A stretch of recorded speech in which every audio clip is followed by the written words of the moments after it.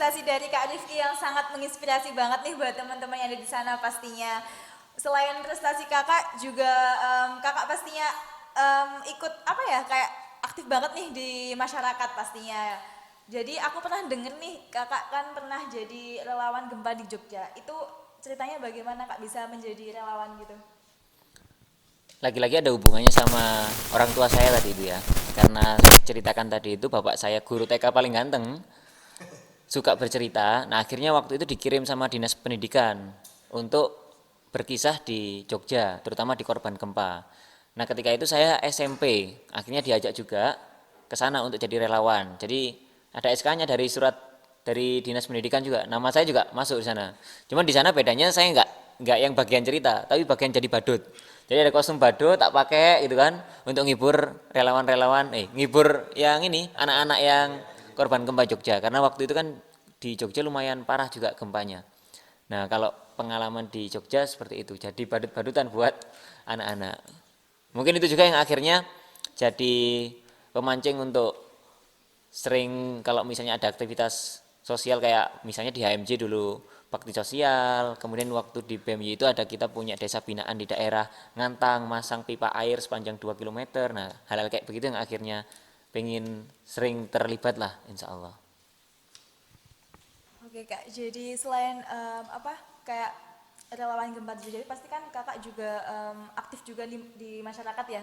Aku stalking stalking IG-nya kakak nih kan apa aktif banget di masyarakat. Nah Di selain promo juga nggak apa-apa kok. iya, nah selain itu kan kakak juga pastinya udah ngelakuin hal-hal yang lain gitu loh kak di luar ininya di masyarakat gitu. Nah hal apa yang udah kakak lakuin di akhir-akhir ini? Sebenarnya enggak banyak kalau ditanya aktif di masyarakat, terlibat dari masyarakat sebenarnya enggak sebanyak mungkin mungkin banyak orang bahkan banyak komunitas yang mungkin lebih sering terjun di masyarakat. Karena sejauh ini saya justru malah terlibatnya mungkin seringkali di aktivitas pembelajaran misalnya sampai sekarang kan masih asisten di lab manajemen, ngajar di praktikum dan lain sebagainya. Kalau di kegiatan masyarakat mungkin terlibat dalam kalau di Musrembang kemarin ikut-ikut dalam bagaimana perumusan Musrembang di tingkat kelurahan karena kebetulan bantu-bantu juga di DPRD tentang beberapa hal lah di DPRD kota. Jadi ikut juga melihat isu-isu di Malang ini tentang apa. Nah, mungkin di wilayah itunya. Kalau hal-hal yang lain kayak galang dana misalnya. Galang dana ketika kemarin gempa yang berbarengan itu tiga bencana, banjir Kalimantan Selatan, longsor tanah Sumedang, juga gempa di daerah Sulawesi, Mamuju dan Majene ya. Nah waktu itu alhamdulillah akhirnya galang dana sama teman-teman relawan Muhammadiyah, kita 2 hari bareng sama Mahari Sigana, teman-teman dari Hizbul Waton, IMM, IPM, itu alhamdulillah 2 hari misalnya terkumpul 34 jutaan. Akhirnya kita sumbangkan lewat Lasismu. Nah mungkin hal-hal yang seperti itu yang mungkin beberapa akhir-akhir ini yang sering saya ikuti. Tetapi di sini Mas, mungkin Masnya kalau di kan ini Masnya asli Malang nih ya. Jadi kan di kampung Mas sebagai eh, apa ini namanya? Biasanya sosialisasi ke masyarakat di kampung sendiri Mas berperan aktif apa tidak Mas kalau di kampung? Kok dulu pas di Gadang Gang 4 punya teman banyak saya. Nah kebetulan sejak berapa tahun yang lalu ya, tahun 2015 kayaknya pindah, 2014 mungkin. Karena pindah ke perumahan di Gadang Oh Regensi. sepi. Nah akhirnya sepi kan. Dulu masih banyak teman, tapi kebetulan sekarang teman banyak yang pindah tetangga misalnya pindah ke Bali. Akhirnya banyak teman-teman yang seangkatan memang sudah beda beda ini kan.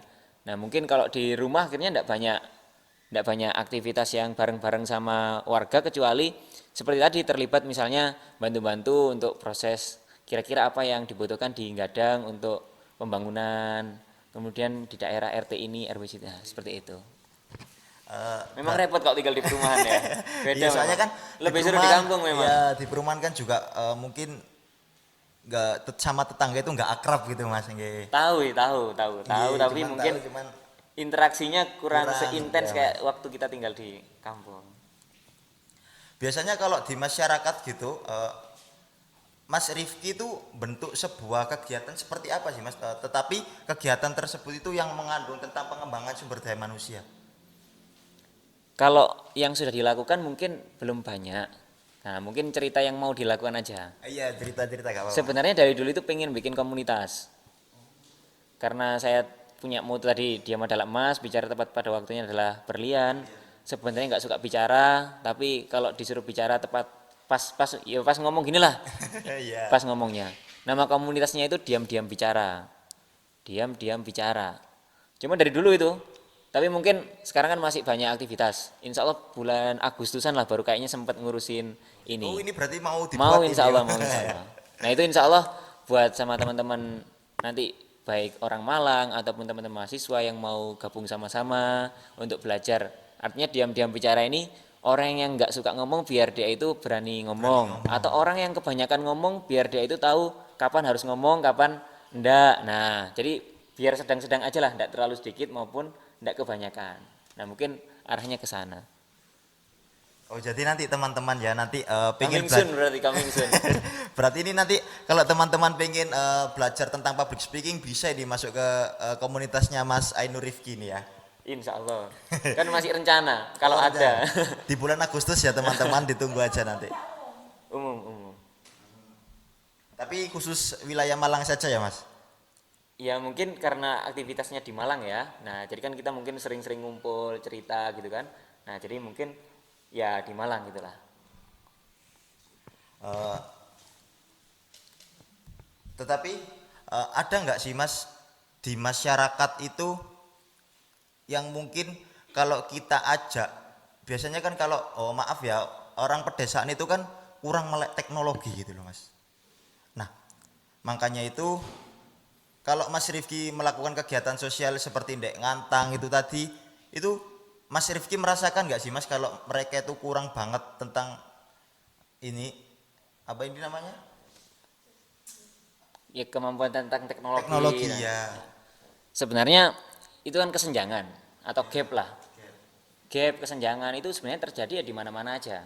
Jangankan masyarakat di pedesaan, di lingkungan atau sekitar kita, itu juga nggak banyak yang mungkin punya pemahaman tentang teknologi yang sama. Misalnya yang antara tua dengan muda, walaupun sama-sama tinggal di kota, kadang-kadang yang tua, misalnya bapak saya nggak bisa mengoperasikan Instagram, ibu saya apalagi, ibu saya bisanya cuman WA. Nah itu di kota apalagi di desa mungkin. Nah sehingga memang banyak hal kesenjangan itu yang memang diperbaiki. Nah cara memperbaikinya kan memang dari pendidikan. Makanya mungkin seringkali waktu kita KKN, kalau dulu kan saya kebetulan KKN karena belum pandemi. Kalau sekarang kan teman-teman PMM. namanya PMM ya. Iya. Nah KKN waktu itu memang banyak yang disasarnya memang program, mungkin ada yang buat bapak-bapak, ibu-ibu, tapi yang memang paling berkesan itu pas interaksi sama anak-anak di sana, kemudian ngajarkan sesuatu. Bahkan sebelum akhir penutupan KKN kita adakan pentas seni, anak-anak kita ajarkan untuk tari ini dan sebagainya, tari-tari daerah, tari kombinasi, akhirnya kita tampilkan, orang tuanya ngelihat senang dan lain sebagainya. Termasuk pas pelatihan juga bapak ibu kan pasti, wah ini teknologi. Nah mungkin setiap perubahan itu kan pasti ada penolakan. Nah, mungkin bagaimana cara kita untuk mengkomunikasikan perubahan itu biar diterima oleh masyarakat, itu memang harus punya komunikasi yang baik, perlahan. Tidak jadi guru. Artinya kebanyakan kita kan datang ke desa, datang ke masyarakat kayak ibaratkan kita tahu, mereka tidak tahu. Nah logika yang kayak gini yang harus dirubah. Harusnya kita datang ke desa, ke masyarakat itu bukan karena kita tahu mereka tidak tahu, bukan kita ini mau menggurui, tapi kita memang mau ke sana itu mau Mengajarkan. belajar bareng, kemudian sharing-sharing. Karena banyak hal ternyata waktu kita datang ke mereka itu yang mereka tahu tapi kita tidak tahu. Nah itu yang justru malah bisa kita belajar banyak. Mungkin gitu. Berarti dari hal kecil itu dari hal kecil seperti itu mungkin untuk kedepannya itu pasti baik nih Mas ya. Mungkin dari saya jadi terkait dengan ini nanti kan kita sebagai mahasiswa itu kan Mas nanti kita bakalan itu lulus kemudian kita akan terjun ke masyarakat di kehidupan asli. Kebingungan kita itu ketika kita udah terjun di masyarakat tetapi kita itu nggak berperan penting gitu loh Mas di dalamnya, kadang gitu ada yang mahasiswa kutu buku, ada yang mahasiswa bener-bener ikut berorganisasi. Nah itu menurut Mas gimana sih Mas kalau pandangan Mas sendiri?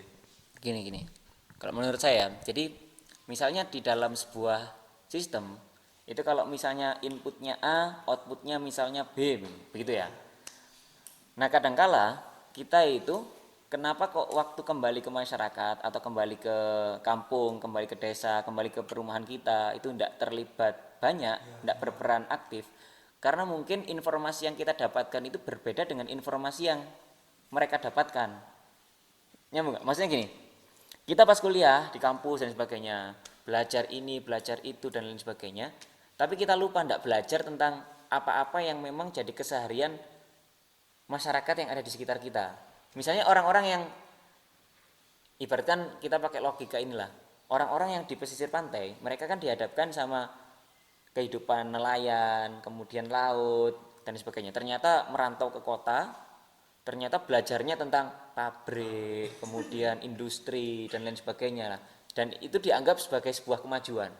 Akhirnya dia kembali ke daerahnya, ternyata dia yang dimunculkan ide-idenya itu bukan tentang kemajuan nelayan, kemajuan pantai, pariwisata dan sebagainya, tapi tentang bikin pabrik, bikin ini dan sebagainya. Nah, logika yang kayak gini kan akhirnya salah yang timbul. Nah, mungkin itu tadi. Maka ketika kita kembali ke masyarakat, sebisa mungkin kita menyesuaikan dengan apa-apa yang memang ada di sana.